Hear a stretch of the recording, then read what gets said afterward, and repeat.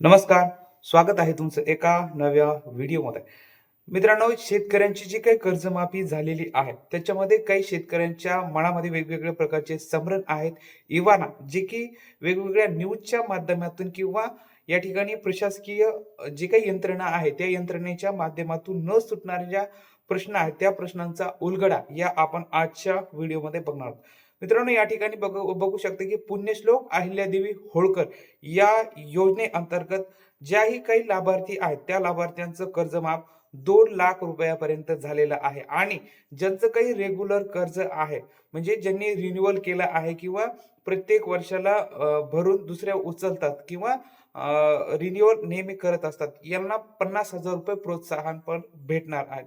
आता हे बघू शकता की तुम्हाला ती यादी कशा पद्धतीनं पाहायची, त्याचं जे काही डॉक्युमेंटेशन आहे कशा प्रकारचं असणार आहे, पुढील कार्यवाही कशा प्रकारची असणार आहे, या सगळ्या गोष्टींची जे काही प्रश्नांचा उहापोह आहे शेतकऱ्यांच्या मनातील, या प्रश्नांचा पूर्ण आपण निराकरण आजच्या व्हिडिओमध्ये बघणार आहोत.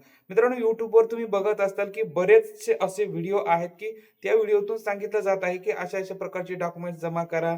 तुम्हाला अशी प्रकारची माहिती येईल, तशी येईल. तुमचं यादीत नाव आहे का?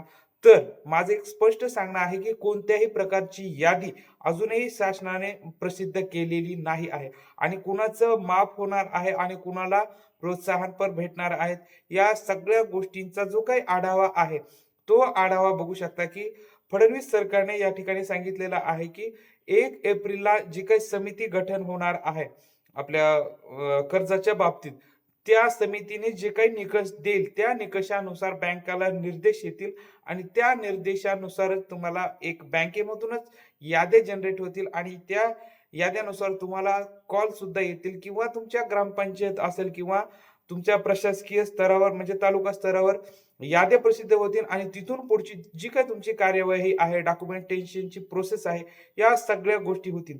तोपर्यंत तुम्ही बिनधास्त राहायचं आहे. कोणत्याही या ठिकाणी अफवांवर विश्वास अजिबात ठेवायचा नाही आणि कुठलाही लोड न घेता आपल्या शेतीची कामे जी आहेत, ते कामे पूर्ण करायची आहेत.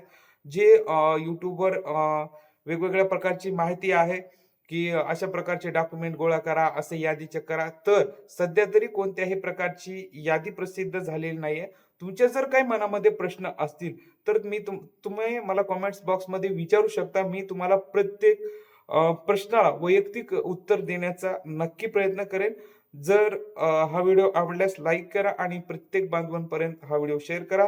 आजच्या व्हिडिओसाठी एवढंच. धन्यवाद.